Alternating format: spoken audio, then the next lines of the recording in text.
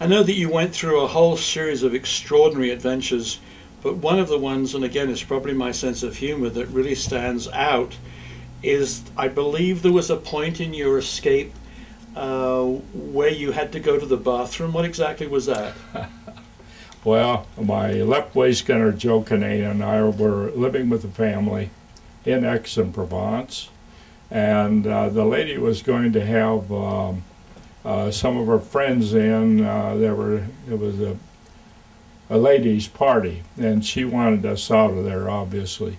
So a car came and picked up people in the car, picked up Joe earlier, and then about 8 o'clock there was a knock on the door, and it was a very pretty 18 or 19-year-old French girl. And even despite your predicament, you could still figure out she was a really pretty looking lady.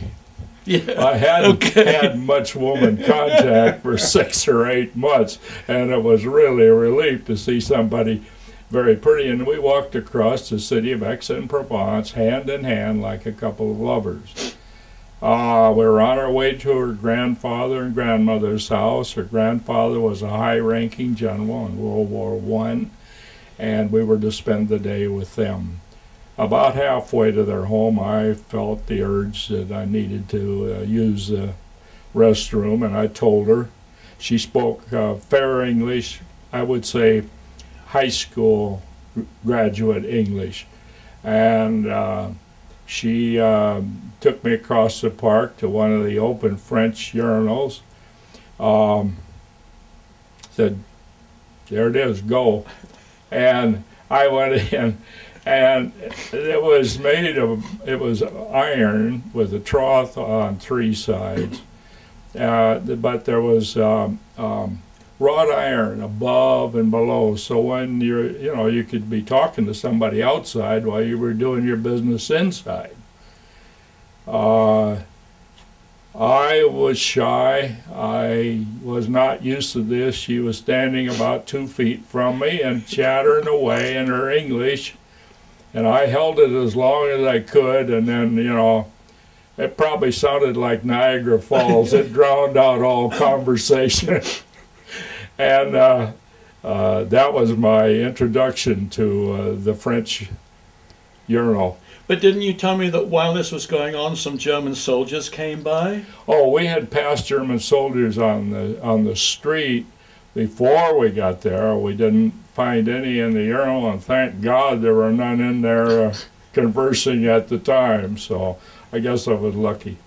I guess there was 2 more things I want to talk to you about in your escape. One was an amazing thing where they told you that you were going to go to the next village. They wanted me to get some exercise, and I was to follow Jean Jouvenel. He was the leader of the the resistance in the Aix-en-Provence area. He provided 2 bicycles. They were different than any bicycles I had ever seen. They didn't have balloon tires, they didn't have fenders, they didn't have coaster brakes, just small, what I thought were tiny thin tires, and the brakes were on the handlebar. And well, I got on, my feet couldn't even touch the ground, and I got on the shortest one of the 2, and we started off. And I was doing pretty well at first, but there was ice on the road, and in the places where there was shade, it was icy, and I maneuvered through a couple of them okay. And then he went over a hill and disappeared on the other side, and I was maybe 100 yards behind him, and I came over the hill, and I saw in front of me a whole line of Germans. They were obviously going to a soccer game or something. They were arm in arm. They were singing, and they had just let one bicyclist through, and I think that they thought I were going to scare the heck out of the next one. And the closer I got to them, the more I started to lose control of the bike, and by the time I got to them, they were like bowling pins, but I missed them all and stayed on the bike. Pedaled up the top of the next hill, and my friend Jean Jouvenel was standing up there just laughing his sides out. I was pretty mad, and I said, John, take us home. I don't want any more of this. So we pedaled on home.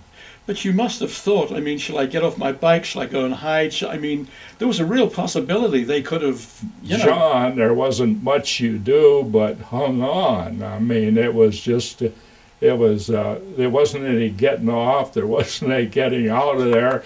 It's just hoping for the best. And as I said, when they saw me losing control, they pretty well, it was like getting a split in a bowling alley.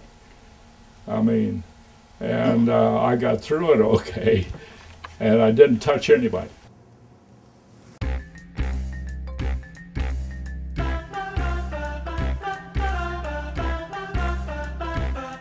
Okay, the answer to the question, do you know where this is? The answer happens to be, it's the Capilano Bridge in Vancouver, Canada.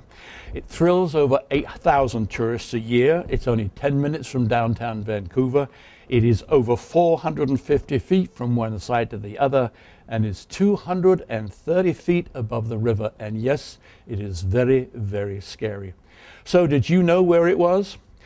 Until next time, this is John Clayton, and if you have any questions or comments, please send me an email at the address on the bottom of your screen. I'm John Clayton.